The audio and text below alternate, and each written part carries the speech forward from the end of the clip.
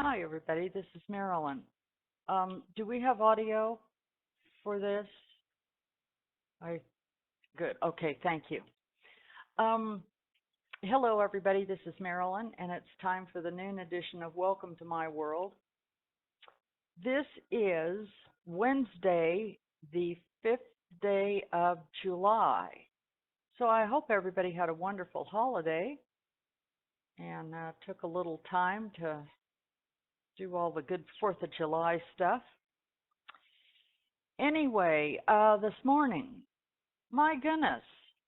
Well, first, I haven't been around because I've been kind of under the weather, but I got past that, so at least I feel like a human being again. But anyway, I did notice I didn't trade hardly at all last week, first part of the week. But I think I talked the last time I was on, I talked a little bit about the last week of June because it's the last trading week of the first half of the trading year, and how there would be a lot of money likely to start moving around. I mean, big, big money. And it sure looked like that was the case, especially on Friday. Some of that had to do with, assorted and sundry news events. But to get the big mutual fund managers and the big hedge fund managers and all the people who control gazillions dollars worth of money, they they take that last week in June, the last couple 3 days, to rebalance their portfolios and to get themselves set up for going into the second half of the year. And a lot of them have a report card that comes out too at the end of their first half. So they use that to attract more big money. I mean, if they've had a good 6 months, which they likely have had. So anyway, um, those are the kinds of things that are basically common sense, but sometimes until somebody points that out to you, it just is something you don't think about. But the last trading week of December and of June, and to a certain extent, the quarters also, March and September, but certainly those halves and the final performance on the last week of December. That can be kind of interesting trading. So anyway, I have also noticed that the VIX is coming up a little bit. It certainly it isn't anything to write home about, but it's it's almost to 11 and a half. It's trading 11.46 right now, and that's better than 9, believe me. So what that tells us is that the volatility is at least might be kind of just waking up. We'll have to see what happens. I think there might be some nervousness in some of these markets over this international news with this uh, fruitcake in North Korea. He's kind of he's kind of poking Uncle Sam in the eye. It's probably not a smart thing to do, but I don't know that he's notorious for being smart. But anyway, stay alert to that, because if something should happen, these markets will respond, and I mean in a heartbeat. So just be sure you've always got a stop in place, a protective stop. Anyway, it looks to me like the NQ might have been a little stronger this morning than its friends, but it has been in a reasonably steady up move. The YM has gone both directions, and it's kind of fiddling around trying to decide what it wants to do in the afternoon, along with ES. Gold has been, it's tradable. You just had to pay attention, but it's come off of settlement and went up to the, just barely tagged the blue ice. And bonds have had better days to trade than today, but bonds did come up off a settlement about, I don't know, 8:30 or 8:45 or something. Took them a long time to get moving. It's been very, very slow day. And crude oil. My goodness, crude oil had a really big sell-off. It's in a chop right now. I put a chop box on my camera chart. At some point, and it may be tomorrow, because tomorrow, because of the holiday, the crude oil inventory then gets moved to Thursday.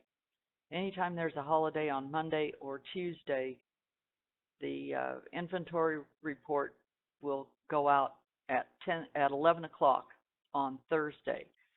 So crude oil could be kind of choppy until about 4:30 this afternoon. I believe the API comes out at 4:30, and it's kind of forecasting what to expect tomorrow, which it's not always, super accurate, but it's kind of a bellwether.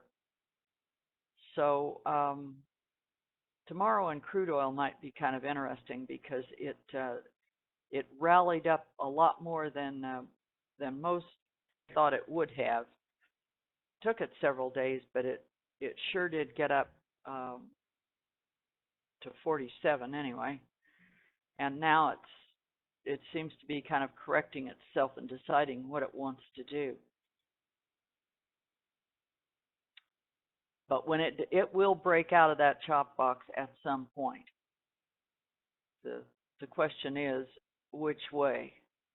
So I have also made a separate simple-minded charts that I'm kind of watching and testing. Hopefully these will work out to be a lot easier to see these breakouts, and I put the doorbell alerts on the when you have a chop box thing like this.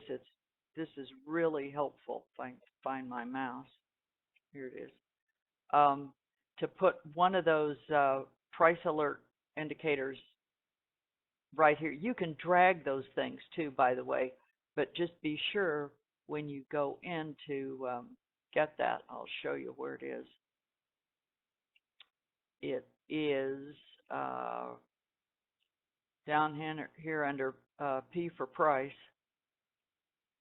Price alert. If you put this on, you're going to have to be sure and change the, it's defaulted to some price that isn't even on your chart. So be sure you go in here and get rid of that and put something, doesn't matter where, just something close in here, and then drag it to exactly where you want. You put two of those in, so you've got the ability to have one at the top of your chop box and the other one below your chop box, and then you don't have to pay such close attention to when it breaks out. You'll get an alert. And let's see. Oh yes, I think Lori posted in the link in this room, in the Elite chat room. John did a really good video training. I don't know, it's about 40-45 minutes, something like that. I watched it once. I'm going to watch it again this afternoon. When he really goes over the value of these clusters on OP. So if you haven't watched that or you missed the link, scroll back up there and grab that. It's probably on the forum by now, but it's easier to find it real quick in here. But he goes over these purple boxes on some of these bars and how to effectively use those things. Sometimes when it's like this, I prefer to keep mine all scrunched up, so all I can pick out right here. And these have an alarm on them too, an alert. So the ninja lady or the ninja guy, whoever you have talking to you on those alerts, will tell you when one of those things forms. And it's very helpful. So let's see. Now tomorrow, in addition to crude oil inventory report, we will have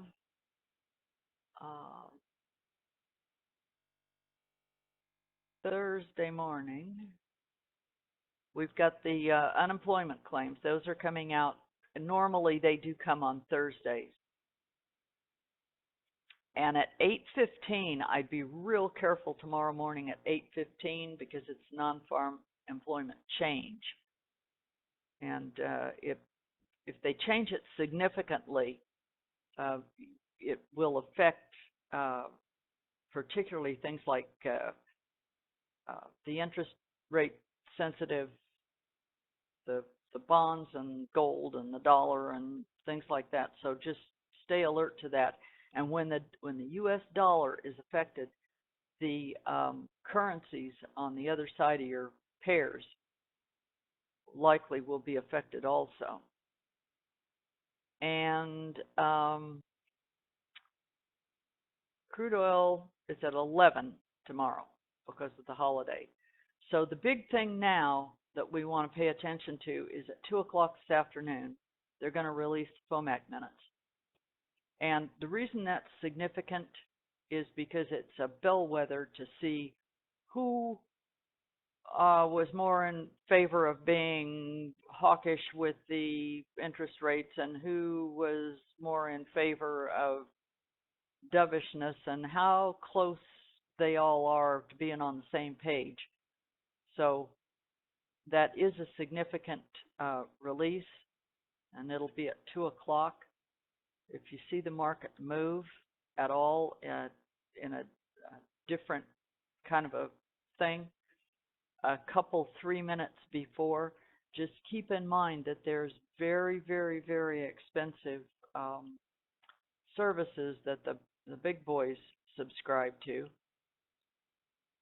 and they get those releases a couple 3 minutes early. So just don't wait until 0 hour if you're in a trade or thinking about taking a trade. Just be careful right around that time. So I think that's about it. This is also a good time between now and 2 o'clock to review that video and also get real clear about the second half of your year's trading plan and what you're going to do to get yourself to